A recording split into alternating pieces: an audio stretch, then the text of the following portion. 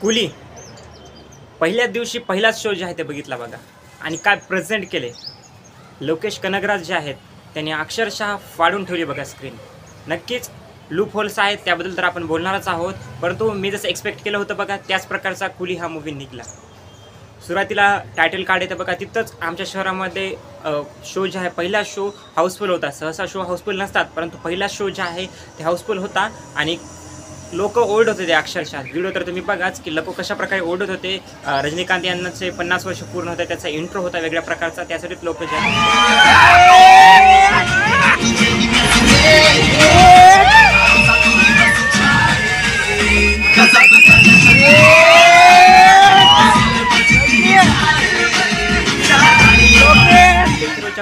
प्रत्येक एंट्रीवरती जे आहेत लोक अक्षरशः शिट्ट्या मारत होते. आता मेन म्हणजे की लोकेश कनगराज जे आहेत आणि अनिरुद्धचे बीजीएम जे आहे ते अक्षरशः याही वेळेस वर्क करतं. नक्की बाकी जर आपण मूवीज काढले, लिओ काढला किंवा कैथी काढला किंवा विक्रम काढला, त्यांच्या आसपासही नाही हा चित्रपट, परंतु जर एक वेगळा चित्रपट ठेवलेला आपण वेगळं जर कन्सिडर केलं तर नक्कीच आउटपुट चांगला आहे, मी असं म्हणेन. जशा प्रकारे प्रत्येक सीनला प्रत्येक बीजीएम जे आहे ते दिलेलं आहे किंवा प्रत्येक एंट्रीला एक वेगळं काहीतरी आहे. रजनीकांतची एंट्री थोडीशी थकेली आहे असं आपण म्हणू शकतो, पण एक ठीकठाक काम चालून जातं. मेन म्हणजे मला वर्क शोबीनचं आवडलं होतं, जे मल्याळम ॲक्टर आहेत बघा, त्यांची चांगली सुरुवात दाखवलेली होती, परंतु फायनली जे आहे शेवटीला घाण करतात तेही की क्लायमॅक्समध्ये त्यांना असंच होऊन जातं असं म्हणू शकतो मी की तेवढं काही क्लायमॅक्स मला पटला नाही. चित्रपटाचा होल क्लायमॅक्सच मला तेवढं काही पटला नाही. आणखी भारी क्लायमॅक्स होऊ शकला असता.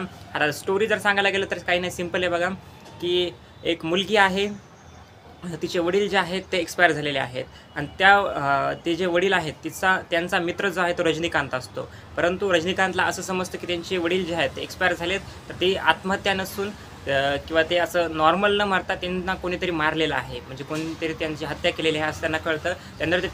त्यानंतर ते त्याचा बदला घेण्यासाठी जे आहेत संपूर्ण चित्रपटभर इकडे तिकडे फिरत राहतात, शोध घेत राहतात आणि त्याची संपूर्ण स्टोरी जी आहे आपल्या या सिनेमामध्ये दाखवण्यात आलेली आहे आणि कशाप्रकारे प्रेझेंट केलेला आहे. इंटरवलचा सीनही एकदम बीजीएमसोबत एंड होतो की गुजबम देऊन जातो बघा. आणि सेकंड हाफची तुम्हाला ही ओढ लागते की सेकंड हाफमध्ये काय होलं काय नाही. नक्की निगेटिव्ह पॉईंट्स तर मी तुम्हाला म्हणलं की आहेतच. क्लायमॅक्सही मला पटला नाही आणि परत मेन म्हणजे स्टोरीही वीक आहे, तेवढं काही भारी नाही, फक्त प्रेझेंट थोडीफार चांगल्या प्रकारे केलेली आहे आणि काही ठिकाणी बोरिंगही जातो बघा चित्रपट.